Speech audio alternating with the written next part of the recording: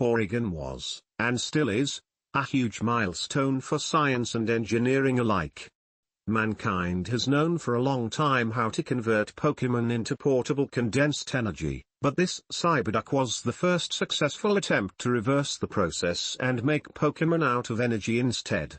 Granted, there was much left to be desired about its appearance and behavior, but patches and updates that have been made have significantly decreased the gap between Porygon and wild Pokémon in terms of agility and capacity. Since it's been molded within a virtual furnace, it's also strictly protected by copyright, and any hope of actually owning one can only be realized through large research funds or rigorous casino activity.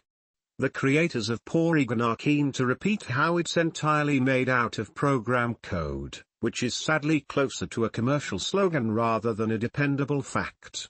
What is true is that Porygon's physiological state can be attributed to its software, and that it's capable of redistributing its energy between the physical and virtual realm. Its code never defined which type Porygon would be, even though many assumed it would become electric by default. As things have turned out, battle observations concluded it to be of the normal type.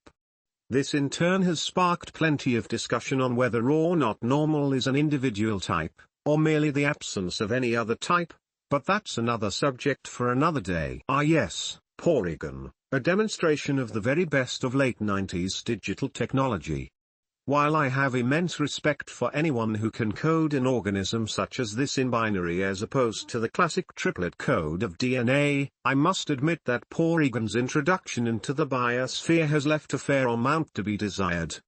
Despite the attempt to merge the best attributes of every Pokémon into one, Porygon lacked any sort of ecological niche and the species was wiped out within months. It was determined that the original Porygon lacked the variability and adaptability to succeed, and so a whole host of unique moves and abilities were programmed into later models. Sadly, they still fall short of the huge expectations placed upon them when released. Currently, the most up-to-date version of the species is being monitored within the secluded ecosystem of White Forest in Unova. It is interesting to note that one of the laboratories that worked on the Porygon 2 upgrades, the P2 laboratory in southern Unova, would later use the data and code from the Porygon study in the design of Genesect, a digital organic hybrid which built a computer-based neural network into the foundation of the exoskeleton of an extinct Cambrian arthropod.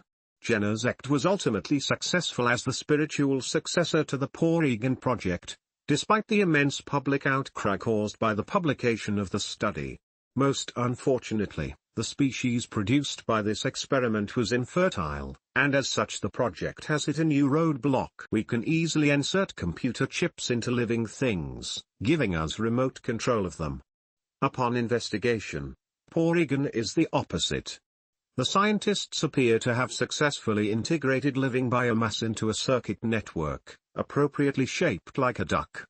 Scientists appear to have modified Porygon's DNA structure, allowing snippets of code to latch onto the double helix. But without the complex regulatory mechanisms of transcription, there was little prototype Porygon could actually do besides its programmed movement. In the wild, Porygon has some control over these snippets. Once captured, voice commands are the primary initiation factors.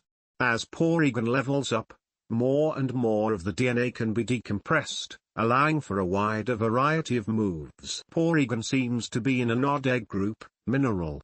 After all, most of the Pokémon in it are either ground, rock, or steel type. However, scientists were in need of material that could amplify some psychic capabilities, as well as phase out of reality when Porygon enters cyberspace.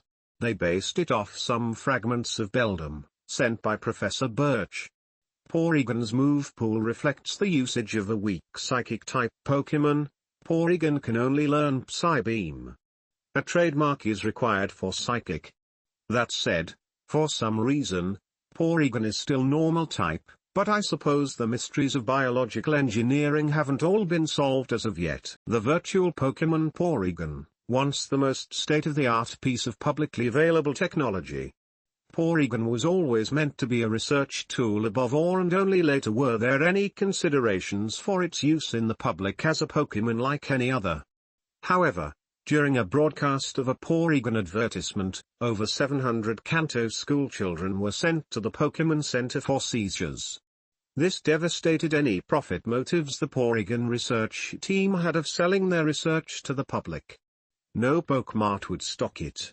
The first place to sell them was the Celadon City Game Corner. It was originally intended that the Porygon species would be able to evolve naturally, based on the environment that they were raised in. Scientists believed their program was adaptable enough to process the information of its local environment and evolve as necessary. However, like using any old computer, Porygon lacked hard drive space to accomplish this goal. Soon, even basic research in cyberspace was difficult for Porygon since it could be defeated by a rogue pop-up ad. This spurred the further development of the Cyberduck into its later evolutions Porygon 2 and Porygon Z.